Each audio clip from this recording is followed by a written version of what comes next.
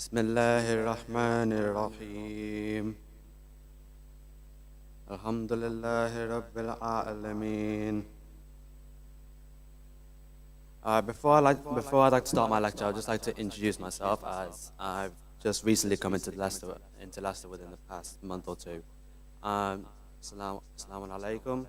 My name is Fateen Maqbool, and I am a first-year medical student studying at the University of Leicester.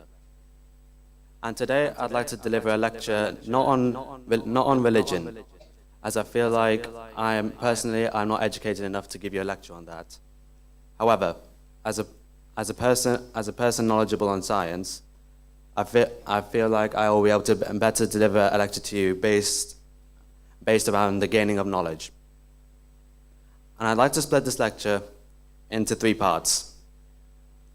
The first part is how I'd like to describe how knowledge enlightens oneself. And in the second part, I'd like to describe how the gaining of knowledge can bring one closer to Allah subhanahu wa ta'ala. And finally, in the last part, I'd like to inspire the youths on constantly questioning whatever is around them. So before I continue, is there anyone here who is interested in or has a career in maths? No? Okay. Now, the reason I asked that is because have any of you ever experienced a maths problem, a really difficult maths problem? And then when you solve that maths problem, the thrill you get on solving it and the happiness which it gives you. That thrill is something which is unique to the gaining of knowledge. It's not something that can be replaced. It is a drive for you to constantly learn and to constantly strive to be educated as best possible. And a famous man once said, "Education is the most powerful weapon with which you can use to change the world." And I firmly believe in this. Knowledge can be seen as a weapon with which I can excel in my interests. For example, I want to be a doctor, so I strive to learn the biological sciences and the chemical sciences, so I can help my future patients, as much as possible.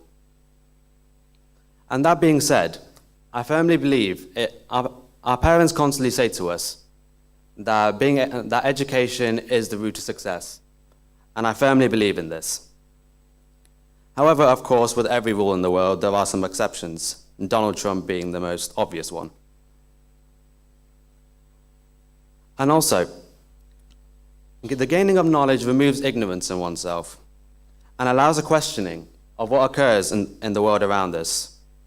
We do not allow ourselves to be spoon-fed by what other people say.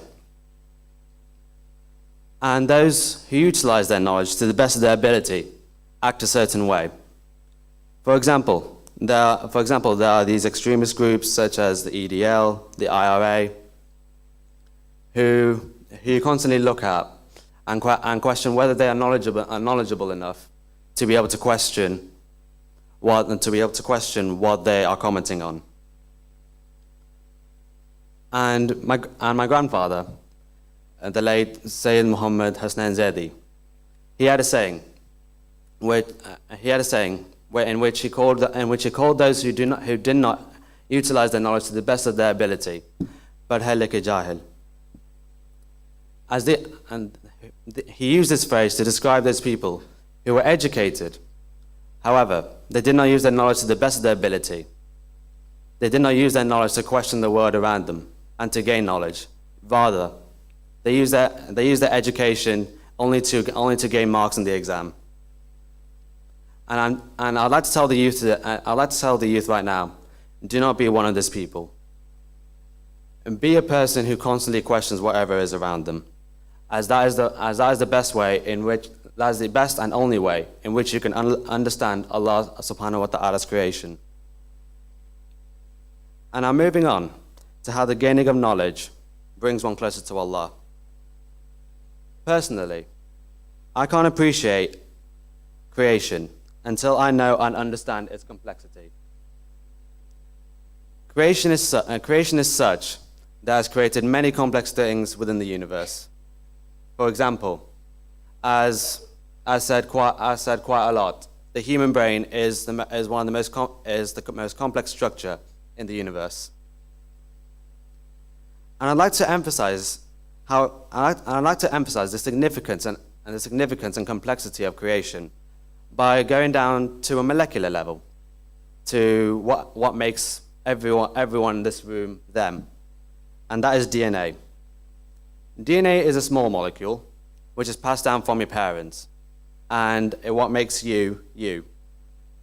Yet the production of new DNA is so complex, it requires many processes.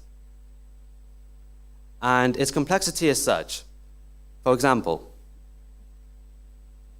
there are diseases such as cancer, in which DNA, which has been not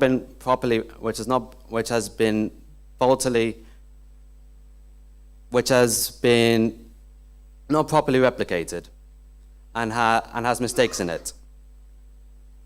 Such mistakes lead to diseases such as cancer in the DNA.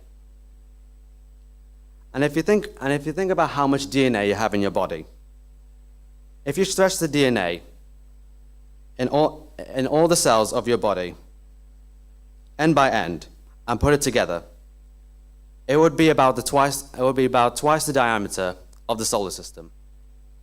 That is how much DNA you have in your body. And to think that, alhamdulillah, I hope none of you are suffering from such diseases such as cancer. However,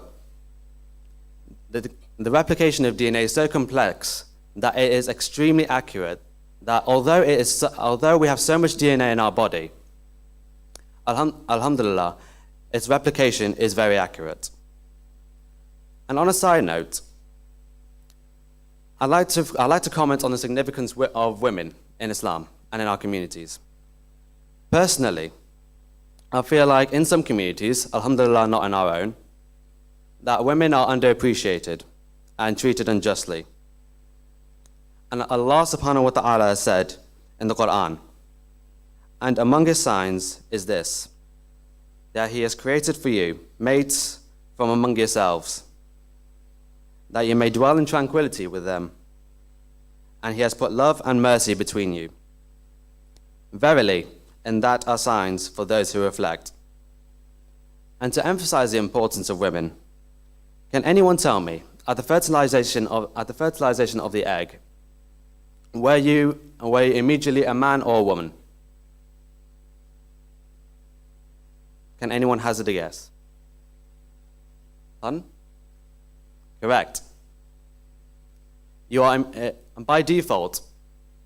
When the egg is fertilized, you start development as a woman, which is why men have nipples.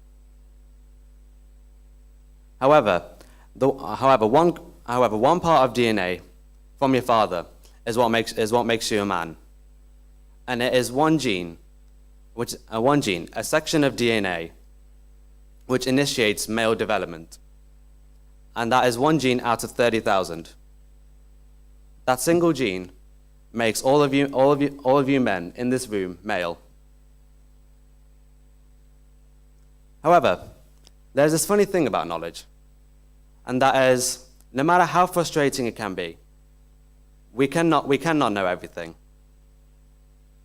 Creation is so complex that the human mind cannot comprehend its complete complexity. For example, I'd like to talk about black holes for a second.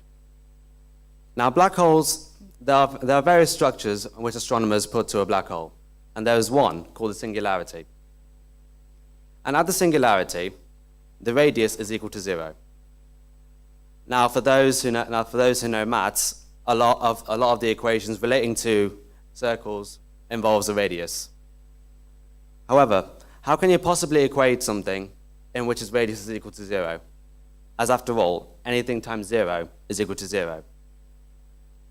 And it is at that singularity of black holes where maths and physics breaks down.